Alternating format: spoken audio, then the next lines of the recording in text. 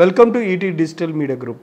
నేడు ఆంధ్రప్రదేశ్లోని విశాఖపట్నం జిల్లా మాడుగుల నియోజకవర్గానికి సంబంధించి ఎక్స్ఎమ్మెల్యే అట్లాగే 2024 ఎన్నికలకు సంబంధించి టికెట్ ఆశించి భంగపడ్డటువంటి గవిరెడ్డి రామానాయుడు గారితో వాళ్ళ ప్రత్యేక ముఖాముఖి.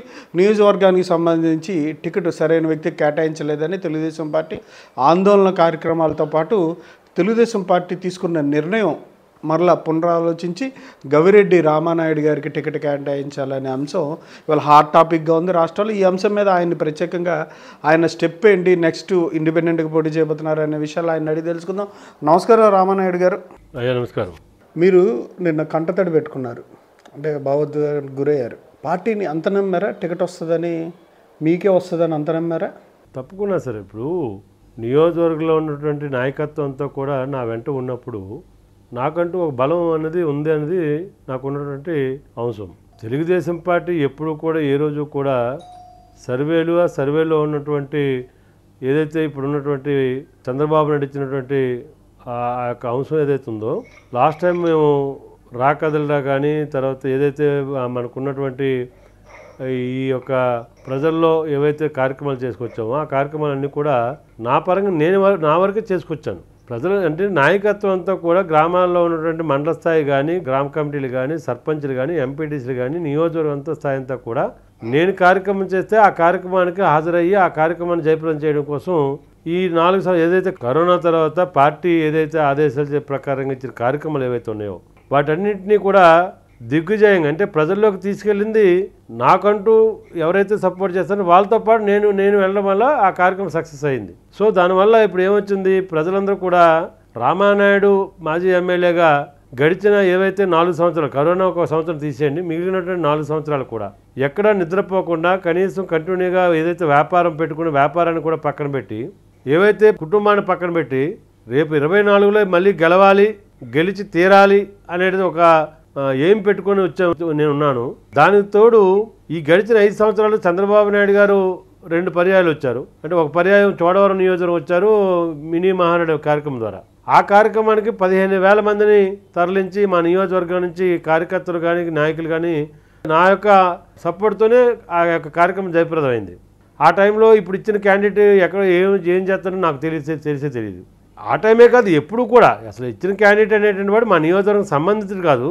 రెండోది ఏంటంటే 2 పర్యాయాలు 2014లో ఎన్నికలు జరిగినప్పుడు బిఫోర్ ఒక 4 నెలల ముందు వచ్చి అదైతే ఆడారి తులసిరావు నా మీద గెజ్జి పెట్టుకొని తీసుకొచ్చి ఒక 4-5 ఒక నాకు యాంటీగా మాట్లాడించి నాదే టికెట్, లోకేష్కి అమెరికా వచ్చాడు, అమెరికా నా ఇంట్లోనే ఉన్నాడు, నాతో బాగా పరిచయం ఏర్పడిపోయింది, సో ఆయనకి ₹1 నేను ఇచ్చేసానని చెప్పి ఒక ప్రాపగండ చేశాడు నియోజకవర్గంలో. ఎవరిని అడిగినా చెప్తారు నేను ఇప్పుడు ఏదో ఆయన టికెట్ ఇచ్చారు కాబట్టి నేను ఏదో ఒక అభాండం వేయాలనేది నా ఉద్దేశం కాదు.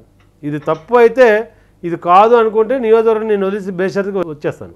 ఇంకా 4 నెలలే ఉంది టైం. అంటే టికెట్ పొందిన వ్యక్తి దగ్గర నుంచి డబ్బులకు సంబంధించి మీకు సరైన డీల్ కుదరకే మీ మద్దతుదారులతో ఈ ఆందోళన కార్యక్రమాలు చేస్తున్నారని బయట ప్రచారం జరుగుతుంది. దీన్ని మీరేమంటారు? చెప్పెట్టి కొడతాను, మామూలు కొట్టను. తిగ్గు లజ్జ ఉన్నవాడు ఎవడైతే ఆ మాట మాట్లాడితే చెప్పెట్టి కొడతాను. నన్ను బదనామా చేయాలని ప్రయత్నం చేస్తే మాత్రం నేను ఒప్పుకునేది లేదు. నేనేంటో నా తాలూకా క్యారెక్టర్ ఏంటో ప్రజలకు తెలుసు, నా కార్యకర్తలు తెలుసు, నాయకులు తెలుసు. నేనేమి వీడియో చెప్తే కుదరదు. వీడు అంటున్నాను కాదు కానీ చాలా చండాలంగా మాట్లాడుతున్నాను అంటే పార్టీని బదనామా చేసిన వ్యక్తి, పార్టీని కూడా మోసం చేసిన వ్యక్తి. అలాంటి వ్యక్తి ఈరోజు నియోజకవర్గంలో ఈ వ్యక్తికి పలానా కమిటీలో పేరుందని చెప్పమానండి. గ్రామ కమిటీ కావచ్చు, మండల కమిటీ కావచ్చు, లేదంటే జిల్లా కమిటీ కావచ్చు, రాష్ట్ర కమిటీ కావచ్చు. ఈ నియోజకవర్గవాసి కాదు. ఏ విధంగా టికెట్ ఇచ్చారు, ఏ సర్వేలు ఉన్నాయని ఏమైనా అడిగితే ఆబ్లికేషన్ అంటున్నారు. ఆబ్లికేషన్ అంటే దేనికి ఆబ్లికేషన్? మీకు ఆబ్లికేషన్ అయితే మా జీవితంతో ఆడుకోవడం ఏంటి? మా బాధ అంతా ఒకటే, నియోజకవర్గం మళ్ళీ గెలవాలా, నియోజకవర్గంలో ఉన్నటువంటి కార్యకర్త నాయకులు ఎవరైతే ఉన్నారో గౌరవంతో బతకాలా. తెలుగుదేశం పార్టీలో ఉన్న ప్రతి కార్యకర్త కూడా నీతిని, నిజాయితీని, ధర్మాన్ని కాపాడుకున్నటువంటి వ్యక్తులు అండి వాళ్ళు. డబ్బులకి ప్రలోభపడే వాళ్ళు కాదు అక్కడ. ఇప్పుడు ఈ పెద్ద మనిషి ఎవరైతే టికెట్ ఇచ్చిన పెద్ద మనిషి వెనకాతలు ఉన్న కొంతమంది తిరుగుతున్నారు, వాళ్ళ క్యారెక్టర్ సెట్ మీరు ఒకసారి పార్టీ ఒకసారి ఆలోచిస్తే తెలుస్తుంది. నా వెనకాల తిరుగుతున్నారంటే నా యొక్క ధర్మాన్ని నేను నిజాయితీగా ఉన్నాను కాబట్టి ఆ నిజాయితీ పని నా పక్కన ఉన్నాడు. ఇప్పుడు ఈ పక్కన తిరిగినటువంటి వాళ్ళు కొంతమంది ఉన్నారు, వాళ్ళు ఏ క్యారెక్టర్ చెప్పనండి, ఒక్కొక్కటి ఒక విషయం చెప్తాను.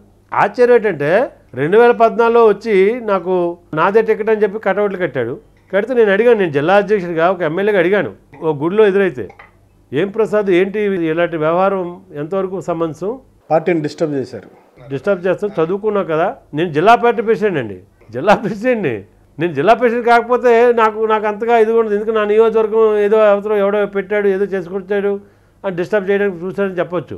కానీ నేను జిల్లా ప్రెసిడెంట్ని, నేనే చంద్రబాబు నాయుడికి చాలా వరకు సందర్భాల్లో గైడ్ చేసిన వ్యక్తిని.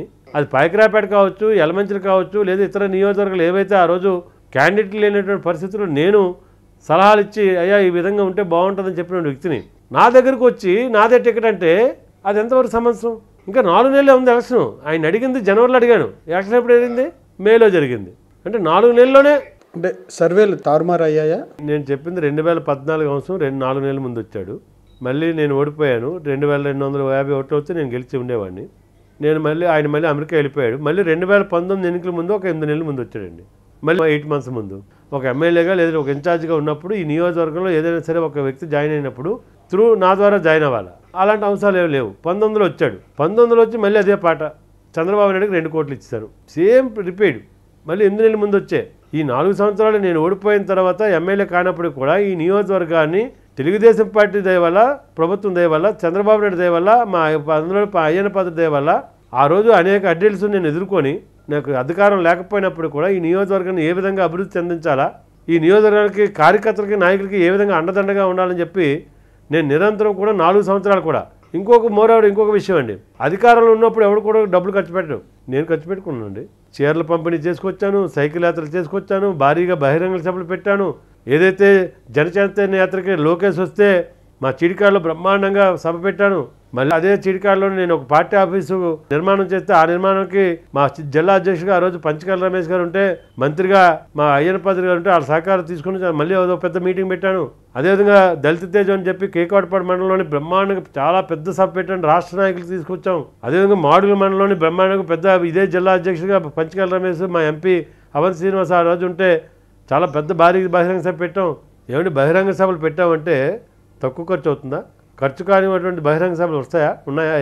మనమే ఎన్టీ రామారావుమా ఏంటండి, ఇందిరాగాంధీలమా? ఏమండి ఇది పార్టీలో గతంలో నేను ఇంకోటి కూడా చెప్తా ఉన్నాను. 2019 ఎన్నికల్లో ఆయన ఏదైతే ఇప్పుడు ఇదే ప్రసాద్ ఏదైతే ఒక కుట్రపూరితమైనటువంటి వ్యవహారం చేసుకొచ్చి ఇప్పుడు ఉన్నటువంటి ముత్యాలను కూడా సహకరించేసుకొని పైసలు కూడా సహకారం చేసి అందరికీ తెలిసిన తేటతల్లమేది. రామానాయుడు రెండోసారి ఓడించండి అని చెప్పినటువంటి ఈ వ్యక్తి అయిపోయింది, వెళ్ళిపోయాడు. మళ్ళీ వచ్చాడు అమెరికా నుంచి. మళ్ళీ వచ్చి ఒక కుట్ర పార్టీ ఆఫీస్లో కొంతమందితో కుట్ర పని రామానాయుడు చేసినటువంటి ఏ కార్యక్రమాన్ని సరే పార్టీ ఇచ్చినటువంటి ఇన్ఛార్జ్గా నేను పని చేయాలి. రైతు దగా దినోత్సవానికి నేను అరెస్ట్ అయ్యాను. రోడ్ల మీద ధర్నాలు చేసుకొచ్చాం. గుంతల రోడ్లు ఏవైతే ధర్నాలు జిల్లా పార్టీ అంతా నా దగ్గరికి వస్తే నేను భోజనాలు పెట్టించి నేనే కార్యక్రమం చేసుకొచ్చాను. బ్రహ్మాండంగా సక్సెస్ చేశాను ఆ రోజు ధర్నా కార్యక్రమం. నిత్యావసర వస్తువుల మీద కేకోటపాడు మండలంలో ఎడ్ల బండ్లు లాక్కొని బ్రహ్మాండంగా కార్యక్రమం చేసుకొచ్చాం. ఏవైతే ఈరోజు మన అచ్చెన్నాయుడు గారు అరెస్ట్కి నిరసనగానే మేము ధర్నాలు చేసుకొచ్చాం, కాగడాల ప్రదర్శన చేసుకొచ్చాం. ఏ పార్టీ ఇచ్చిన కార్యక్రమం ప్రతి కార్యక్రమాన్ని కూడా. రెండోది ఎంపీటీసీ ఎలక్షన్లు ఏవైతే ఉన్నాయో ఎంపీటీసీ ఎలక్షన్లు అన్నిటికీ నేను సపోర్ట్ చేసుకొచ్చాను. గ్రామాన్ని కరోనాలో కూడా నేను ఆ రోజు ఏదో కూరగాయలు పంచాలి, నిత్యావసర వస్తువులు ఏదో ఉన్నటువంటి ఎవరైతే మనకు ఉన్నటువంటి స్వీపర్స్ ఎవరైతే ఉన్నారో, శానిటేషన్ ఎంప్లాయీస్ ఎవరైతే ఉన్నారో వాళ్ళకి 4 రోజులు బత్యాలు ఇచ్చాం నా సొంత డబ్బులతోటి. ఇన్ని కార్యక్రమాలు కూడా పేపర్లలో వచ్చాయి. నియోజకవర్గంలో ఈనాడు కూడా ఒక్కరోజు కూడా రామానాయుడు వదిలేదు, రామానాయుడు మాతోనే ఉన్నాడని చెప్పి నియోజకవర్గంలో ఉంది.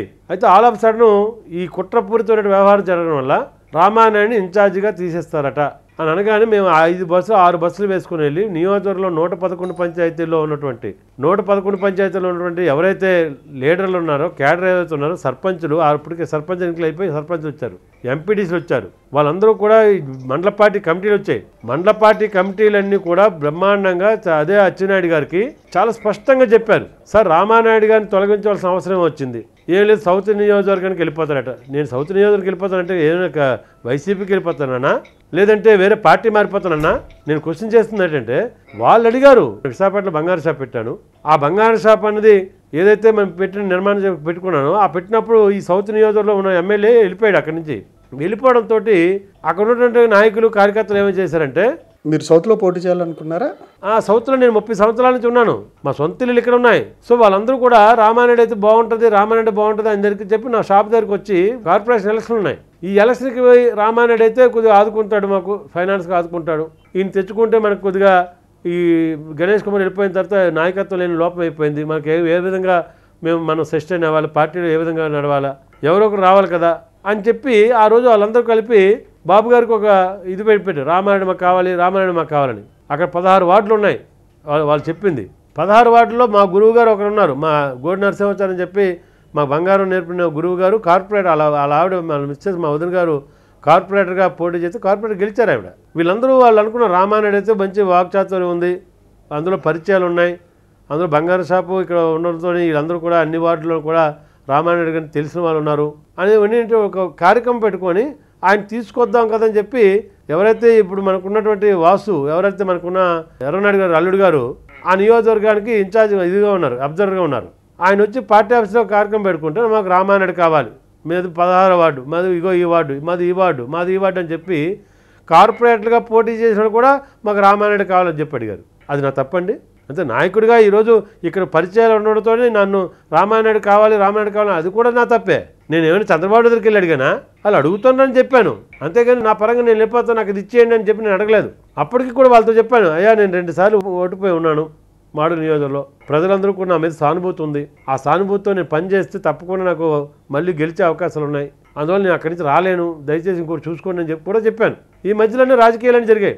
మా అచ్చెన్నాయుడు గారు నేను ఒకటి అడుగుతాను, నేను మొన్న కూడా అడిగాను, కేడర్ అంతా మాడుగుల నియోజకవర్గంలో కేడర్ అంతా కూడా రామానాయుడే ఉండాలని చెప్పి అన్నిటికీ చెప్పినప్పుడు అసలు అధిష్టానానికి చంద్రబాబు నాయుడు నోటీసులు పెట్టారా లేదా? ఇప్పుడు నన్నేమో తీసేయమన్నారా? కేడర్ అంతా రామానాయుడు వద్దు, మాకు అందుబాటులో లేని తీసేయమన్నారా? ఆయన తీస్తారు, 8 రోజుల్లో తీస్తారు. ఇన్ఛార్జ్ దగ్గరికి ఎవరు వెళ్ళలేదు. మేము రామానాయుడుతోనే ఉంటాం, రామానాయుడు నాయకత్వంలోనే నడుస్తాం, ఆయనే చేయగలడు, ఏదైనా కార్యక్రమం చేస్తే ఆయనే చేయగలడు. సో అందువల్ల దయచేసి మేము అందరం కూడా ఇన్ఛార్జిగా వదిలేసి మేము రామానాయుడుతో ఉంటామని తప్ప రామానాయుడుతో కార్యక్రమం చేస్తామని చెప్పి వాళ్ళందరూ నాతో ఉన్నారు కాబట్టి నేను కార్యక్రమం చేసుకొచ్చాను. అంటే మీ మీద జరిగింది మీరు చెప్తున్న దాని ప్రకారం చూస్తుంటే పార్టీలో మీకు ఎవరు ఆశీస్సులు లేకపోవడం వల్ల ఇదంతా జరిగిందంటారు? నాకు ఉన్నటువంటి ఏకైక వ్యక్తి అయ్యన్న పాత్ర గారు. అయ్యన్న పాత్ర దగ్గరికి వెళ్ళి మొత్తం క్యాడర్ అంతా కూడా తీసేసిన రోజే మొత్తం నియోజకవర్గంలో ఉన్న క్యాడర్ అంతా వెళ్ళాం. నాకు తీయడం నాకు తెలియదు, మరి ఎన్ని కారణాల చేత తీశారో నేను కనుక్కుంటాను, నేను ఉన్నాను, మీకు ఎందుకు వెళ్ళండి అని చెప్పి ఒక భరోసా ఇచ్చారు. అది కాలం అలా నడుస్తూనే ఉంది.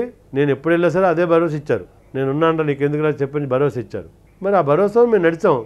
ఏ కార్యక్రమం అయినా సరే నా భుజస్కంధాలపైన వేసుకొని నడిచాం. ఏవైతే ఈరోజు మనకున్నటువంటి కార్యక్రమాలు బాదురే కార్యక్రమం జరిగింది. 54 గ్రామాల్లో మా నాయకులు కార్యకర్తలతో కలిపి పెద్ద ఎత్తున రాత్రిపూట ఏదైతే ఆ సాయంకాలం 7 గంటలకి పల్లెటూరు గ్రామీణ వాతావరణంలో పొలాల నుంచి వచ్చి ప్రజలందరూ గ్రామంలో ఉంటారో ఆ సమయంలో గ్రామంలోకి వెళ్తే తండోపతండాలుగా ఊరంతా కలిపి బాదురే కార్యక్రమం చేసుకొచ్చాం. ఎలక్షన్ క్యాంపెయినింగ్ ఏ విధంగా అయితే జరుగుతుందో ఆ విధంగా చేసుకొచ్చాం. అదేవిధంగా ఇదేం కార్యక్రమం చేసుకొచ్చాం, నాడు నేడు అనే కార్యక్రమం చేసుకొచ్చాం. బాబు సూటి భవిష్యత్తు గ్యారెంటీకి నేను నియోజకవర్గం అంతా పాదయాత్ర చేశాను.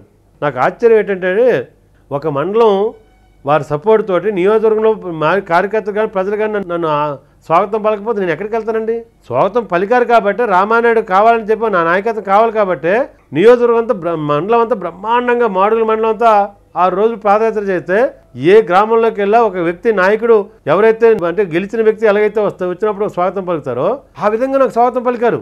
నా దగ్గర అధికారి ఇన్ఛార్జిని కాదు, అలాగే నేను ఎమ్మెల్యేని కాదు, ఒక పదవి లేదు. పదవి లేకపోయినా సరే నేను నడిచి వస్తున్నాను అంటే ప్రజలందరూ కూడా బ్రహ్మాండంగా ఆదరించారంటే నన్ను నా నాయకత్వం కోరుకున్నారు కాబట్టి నేను వెళ్ళాను. మీరేమో కార్యక్రమాలు కానీ పార్టీ పిలుపునిచ్చిన కార్యక్రమాలు అన్నీ కరెక్ట్గా చేసామంటున్నారు. మరి ఇవన్నీ చూడకుండా పార్టీ వేరే వ్యక్తులకు టికెట్ ఎందుకు ఇచ్చిందంటారు? అది నేను అదే అడిగాను, మన చంద్రబాబు నేను అదే అడిగాను, అయ్యా నేను తప్పు ఏమైనా చేస్తే చెప్పెట్టి కొట్టండి. రామానాయుడు వాళ్ళ పార్టీకి ఎటువంటి డ్యామేజ్ వస్తే నేను దానికి బాధ్యత అవుతాను. రామానాయుడు వల్ల పార్టీకి మేలు జరిగింది అనుకుంటే రామానాయుడు పార్టీ మీద బతకలేదు, పార్టీ కోసం బతికాడు తప్ప పార్టీ మీద బతకలేదు. 2014 నుంచి 2019 వరకు కూడా అధికారం ఉంది, నాకే ఇచ్చారు చంద్రబాబు నాయుడు గారు. ఒక్క రూపాయి కూడా మిస్ అప్ ఆపరేషన్ లేకుండా నడిపించాను. పదవులు ఇవ్వలేకపోవడం వల్ల కొంతమంది చెడ్డ వచ్చు తప్ప మండల కమిటీ కావాలా, నాకు నీ పలానా వ్యక్తి కావాలా, నేను ఇవ్వలేకపోవచ్చు, ఆడు నాకు చెడ్డయ్యాడు అంతే తప్ప నేనేదో వాళ్ళని ఫైనాన్స్ ప్రకారంగా వాళ్ళు ఇబ్బంది పెట్టాను అనేది ఏ ఒక్క వ్యక్తి అని చెప్పిస్తే నేను బేసరిగా అక్కడి నుంచి రాజకీయాలు తప్పుకుంటాను. నా డబ్బు పోయింది తప్ప, నా సంసారాన్ని గురి చేసుకుని తప్ప. ఒక పక్క నుంచి ఎన్నికల్లో పోటీ చేసేంత డబ్బు రామానాయుడు గారి దగ్గర లేదని వదంతులు వినిపిస్తూ ఉన్నాయి. మరి ఇది కూడా మీ దగ్గర వచ్చి ఉంటాయి కదా? ఏమండి అయితే ఇప్పుడు డబ్బు గురించి ఇప్పుడు నన్ను తప్పించారంటారు అయితే వదంతులు ప్రచారం చేస్తున్నారు. ఏమండి ఇది పైకి చెప్పే విషయం కాదు. ఎవరైనా చెప్తే నవ్వుకుంటూ వింటారు కూడా. గడిచిన ఏదైతే 4 సంవత్సరాల కాలంలో చంద్రబాబు నాయుడు గారు వచ్చినట్టు రాకదిలరా కార్యక్రమానికి కానీ అన్నీ నేనే కొన్నాను. దాంట్లో భాగస్వామ్యం ప్రసాద్ కొంత పెట్టాడు, అలాగే ఇన్ఛార్జ్ గారు కూడా మెజార్టీ పెట్టాడు. రాకదిలరా కార్యక్రమం లోకేష్ వచ్చిన కార్యక్రమానికి A to Z 10,000 మంది భోజనాలకు కావచ్చు, 10,000 మందిని ఆ యొక్క కార్యక్రమానికి హాజరుపరిచే కార్యక్రమం కావచ్చు, A to Z నేనే చూసుకున్నాను. ఏమండి ఆ లోకేష్ వచ్చినప్పుడు ఏదైతే సర్వేల తాలూకు మనుషులు ఎవరైతే ఉన్నారో వాళ్ళందరూ లేరా? కార్యక్రమం చేసింది నేనని వాళ్ళకి తెలియదా? చంద్రబాబుకి చెప్పాం. అంటే నెక్స్ట్ అసలు పార్టీ అక్కడ గెలిచే వ్యక్తికే టికెట్ ఇవ్వాలని ఆందోళన చేస్తూ ఉన్నారు. మరి మీ నెక్స్ట్ స్టెప్ ఏంటి? నేనున్నా నేను లేకపోయినా వాళ్ళు చేసే నేను ఉంటే వచ్చేస్తారా? నేను అడుగుతున్నాను. నా మీద ఇష్టం లేకపోతే వాళ్ళకు భయం పుట్టింది, కార్యకర్తల్లోని నాయకుల్లో భయం పుట్టింది. రామానాయుడు కాకపోతే ఈ నియోజకవర్గాన్ని మళ్ళీ మనం గెలుచుకోలేము. సో అందువల్ల రామానాయుడే కావాలని చెప్పి ఇప్పుడు కాదండి, ఇప్పుడు ర్యాలీలు ఇప్పుడు కాదు, టికెట్ అనౌన్స్మెంట్ చేసుకుముందే 4 మండలాల్లో కూడా పార్టీ ఆఫీస్లో ఇది రాబిన్స్ సర్వే అన్నారు, లేదు ఇంకో సర్వే అన్నారు. మరి ఇన్ని సర్వేలు కూడా పార్టీ ఆఫీస్లో ఎవరైతే ఇక నియోజకవర్గంలో మండలాల వారిగా మొత్తం కేడర్ సర్పంచ్లు కానీ, ఎంపీటీసీలు కానీ, గ్రామ కమిటీ అధ్యక్షులు కానీ, ఒక గ్రామాన్ని నడిపించినటువంటి నాయకులు ఎవరైతే 5-10 మంది ఉంటే ఆ 10 మంది కూడా వచ్చి అయ్యా చంద్రబాబు నాయుడు గారు వీడియోలు పెట్టారు, ఎలక్ట్రానిక్ మీడియా పెట్టారు, ప్రింట్ మీడియాకి ఇచ్చారు. వాళ్ళందరూ కూడా ముక్త కంఠంతో 4 మండలాలు ఉన్నటువంటి నాయకులందరూ వచ్చి అయ్యా రామానాయుడిని ప్రజలు కోరుతున్నారు, మా గ్రామం ఉంది, మా గ్రామంలో మేము నాయకులమే, మేము అందరం కూడా ప్రజల్ని ఆరాధిస్తే రామానాయుడికి అయితే ఈసారి ఓటేస్తామని చెప్పి ఇతర పార్టీ వాళ్ళు కూడా సపోర్ట్ చేస్తామని చెప్పి యువత కావచ్చు, పెద్దలు కావచ్చు, ప్రతి ఒక్కరు కూడా రామానాయుడికి ఓటేద్దామని చెప్పి సిద్ధంగా ఉన్నారని చెప్పి వాళ్ళ అభిప్రాయాలు తీసుకొని, గ్రామంలో ఉన్నటువంటి ప్రజల తాలూకు అభిప్రాయాలు తీసుకొని మొత్తం మండల నాయకులందరూ కూడా దగ్గర కూర్చొని రామానాయుడికి టికెట్ ఇవ్వండి, టికెట్ ఇస్తే 25,000 మెజార్టీతో గెలిపించి తీసుకొస్తాము. అయినప్పటికీ కూడా 4 మండలాలు చెప్పినప్పుడు కూడా టికెట్ నాకు ఇవ్వకపోవడం, మరి వాళ్ళ అభిప్రాయాలు పార్టీకి అక్కర్లేదా? రాష్ట్రంలో 175 నియోజకవర్గాలు ఉన్నాయి. టికెట్ ఇవ్వకముందు నేను ఇన్ఛార్జి కాదు, అయినప్పుడు కూడా రామానాయుడికే టికెట్ ఇవ్వాలని చెప్పి ఈ రాష్ట్రంలో 175 నియోజకవర్గాలు ఎక్కడైనా జరిగిందా? 4 మండలాల్లో కూడా అయిపోయింది. టికెట్ ఇచ్చారు, వ్యక్తికి ఇచ్చారు. టికెట్ ఇచ్చి ఆయన గుడి దగ్గరికి వెళ్ళినప్పుడు కూడా ఒక్క లేడు. ఏమంటే ఒక మాట చెప్తాను, రాజకీయాల్లో ఒక నానుడు ఉంది, ఒక రాజకీయ పార్టీ ఒక నాయకుడిని పక్కన పెడితే నీటిలో ఉన్న చేప కింద బయట పెడితే ఎలాగ గలగల కొట్టుకుంటుందో రాజకీయ నాయకుడు అలా కొట్టుకుంటాడు. కానీ నేను అలా కొట్టుకోలేదు, నాకు పూర్తి మద్దతు ఉంది. పూర్తిగా నాకు ఈరోజు నాయకులందరూ, కార్యకర్తలందరూ కూడా పూర్తి సపోర్ట్ ఉంది. ఏమండి ఎక్కడ టికెట్ ఇవ్వలేదు, వాస్తవంగా వెళ్ళిపోతారు జనాలందరూ కూడా, టికెట్ ఇచ్చిన వ్యక్తికి వెళ్ళిపోతారు. కానీ ఇప్పటికీ కూడా రామానాయుడు వెంటే మేము ఉన్నాము, రామానాయుడు టికెట్ ఇచ్చి తీరాలి అని ఇన్ని 4 మండలాల్లో ర్యాలీలు చేశారు, బైక్ ర్యాలీ చేశారు, మళ్ళీ ఇంకొక మండలంలో 2వ దఫా కూడా చేశారు. ఇవన్నీ అక్కర్లేదా పార్టీకి వద్దనుకున్నా? అంటే పార్టీ మీతో మాట్లాడలేదా ఈ నిర్ణయం ప్రకటించిన తర్వాత? చంద్రబాబు నాయుడు గారి దగ్గరికి నేను నేరుగా వెళ్ళానండి. అంటే మీతో మాట్లాడే ప్రయత్నం చేయలేదా టికెట్ అనౌన్స్ చేసిన తర్వాత? అనౌన్స్మెంట్ మొన్ననే ఈ మధ్య కాలంలో ఒక 10 days అయింది. సీఎం రమేష్ గారు ఒకసారి వెళ్ళిరా అని చెప్పేసి అంటే నేను వెళ్ళాను.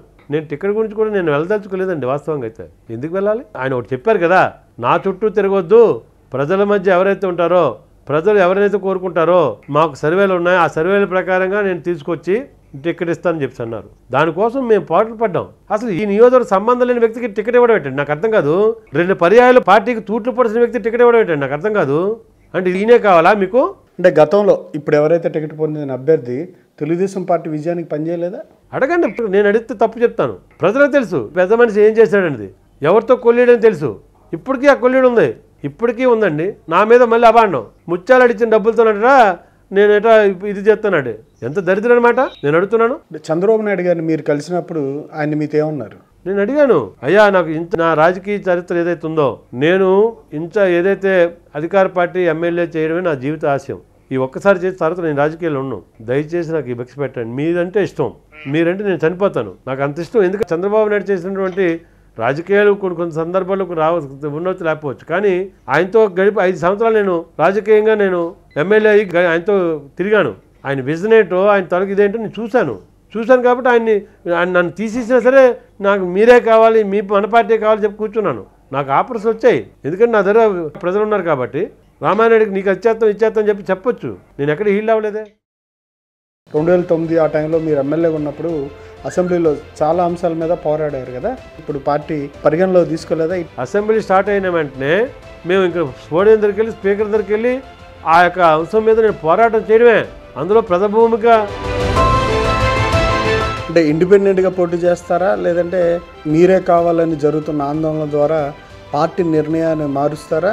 ఎమ్మెల్యేగా అధికార పార్టీ ఎమ్మెల్యే అయితే కలెక్టర్ దగ్గరికి వెళ్ళేటప్పుడు ఉందాతనం, ఒక మంత్రి దగ్గరికి వెళ్ళేటప్పుడు ఉందాతనం, ఆ ఉందాతనం అనేది కోరుకున్నాను. నేనేదో దానికి ప్రజలంటే ఇష్టం లేదా? ఓన్లీ ఎమ్మెల్యే పదవి మీదే అని చేస్తుంటానా? నన్నైనా మిమ్మల్ని ఎవరైనా ప్రజలు ఇప్పుడు చంద్రబాబు నాయుడు గెలుస్తాడు ఎందుకు గెలుస్తున్నారు అంటున్నారు? ఆయన అయితేనే ఈ రాష్ట్రాన్ని మళ్ళీ నడిపించగలని ఒక మాట వస్తుంది. 2014 ఎందుకు గెలిచారు చంద్రబాబు నాయుడు గారు? ప్రజలు మెచ్చకపోతే, ప్రజలు వద్దనుకుంటే, నాయకులు వద్దనుకుంటే నేను మానేస్తాను. నేను అడిగింది అదే. 111 పంచాయతీలో ఉన్నటువంటి నాయకులందరూ కూడా నాకు ఎదురు చెప్తే, మీ అభిమానులు కొంతమంది ప్రజలు మీకే టికెట్ ఇవ్వాలని ఉద్ధృతంగా పోరాటం చేస్తున్నారు. మరి మీ నెక్స్ట్ స్టెప్ ఏంటి? గెలుస్తానండి, ఇండిపెండెంట్గా నేను గెలుస్తాను. గ్రామాలు ఏడుస్తున్నారు బాబు, అయ్యో ఏంటి ఇంత కష్టపడిన వాడికి చంద్రబాబు నాయుడు గారు పక్కన పెట్టారేంటి చెప్పి. అంటే మీ యాక్టివిటీస్తో కానీ మీ ఆందోళనలతో పార్టీకి ఏం డ్యామేజ్ చేయలేదా? పార్టీ నా వల్ల బతికిందని నేను గర్వంగా ఉంటాను. నాకు పార్టీ ఎమ్మెల్యే ఇచ్చింది, జిల్లా పార్టీ ప్రెసిడెంట్ ఇచ్చింది, నాకు పేరు ఇచ్చింది. కానీ నేను పార్టీకి ఎప్పుడు అంటే బాబు గారు మిమ్మల్ని పర్సనల్గా పిలిచి పార్టీలో నుండు నీకు ఈసారి నెక్స్ట్ టైం న్యాయం చేస్తాము, నాకు ఎమ్మెల్యే ఇచ్చేస్తానో లేదా ఇంకోటి ఇచ్చేస్తాను, నాకెందుకు అయ్యి ఆ ఇచ్చింది ఏదో వాళ్ళకేమనండి, వాళ్ళు గౌరవించమనండి. స్థానికంగా ఉన్నవాడిని నేను.